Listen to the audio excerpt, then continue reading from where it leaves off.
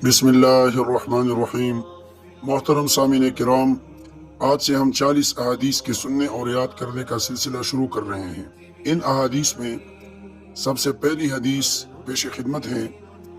इस हदीस की रिवायत इमाम बुखारी और मुस्लिम ने की है। रसूल करीम सल्लल्लाहु अलैहि वसल्लम ने फरमाया, इन्नमल आमालु बिन्नियात, यकीनन तमाम आमाल का दारोमदार नीयतों पर है।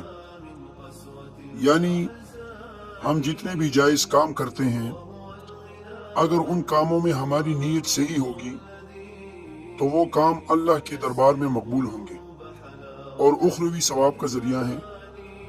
और अगर उन जायज़ कामों में हमारी नीयत अल्लाह की रज़ा नहीं, कोई और मकसद है, दुनियावी लालच है, रिया है, तो वो अमाल अल्लाह के दरबार में मकबूल नहीं। सही नीयत का मतलब ये है कि हर काम को करने में हमारा मकसद अल्लाह की रज़ा हो, तब ही ये अमाल हमें आखिरत में फ़ायदा देंगे। इसके बरकस जितने भी नाजायज़ काम हैं, वो नाजायज़ काम नीयत को सही करने से जायज़ नहीं होते। नाजायज़ काम तो हर हालत में नाजायज़ है। इस हदीस में जायज़ कामों के बारे में बताया गया है।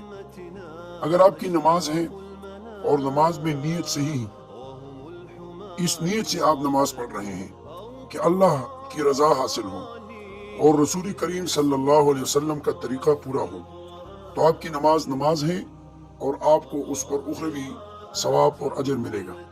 लेकिन अगर आपकी नमाज में आपका मकसद रिया है, सुमात है, तो ऐसी नमाजियों के लिए सूरत माऊन में अल्लाह रब्बुल इज़्ज़त ने फ़वैलुल लिल मुसल्लीन फरमाया। इसी तरह आप रोज़ा रख रहे हैं, अगर आपके रोज़े का मकसद किसी को दिखलावा मकसद है, आपके रोज़े का मकसद ये है कि लोग आपको नेकोकार कहें या कोई और मकसद हो, तो ये रोज़ा अगरचे एक जायज़ अमल है, लेकिन इस पर आपको सवाब नहीं मिलेगा जब तक कि रोज़े में आपकी नीयत ना हो कि मेरा अल्लाह मुझसे राज़ी हो और ये अल्लाह के हुक्म की वजह से मैं रोज़ा रख रहा हूँ।